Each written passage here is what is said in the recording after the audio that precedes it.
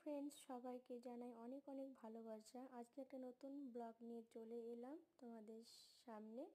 ব্লগটা হচ্ছে এপ্রিলের 26 তারিখে করা হয়েছিল।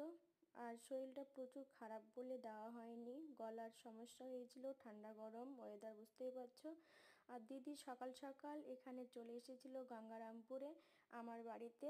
সকালবেলা দিদি ব্লাড দিয়ে আমার বাড়িতে এসেছিল, আর একটা ফার্স্ট টাইম একটা সেকেন্ড টাইমে ব্লাড খাওয়ার পরে ছিল দিদি আমাকে নিয়ে চলে এলো। আমি কিন্তু দিদির সঙ্গে ফার্স্ট টাইম এখানে এলাম, এর আগে আসেনি, আর বেশি দিন হয়নি এটা উদ্বোধন হওয়া। আর অনেকে তোমরা জেনে গিয়েছো যে গঙ্গারামপুর নিউ সংস্কান হয়েছে, দক্ষিণ দিনাজপুর লোকের অনেক সুবিধা হয়েছে। একটা ছিল ঘোষ মেডিকেল, এখন আর একটা হয়েছে নতুন।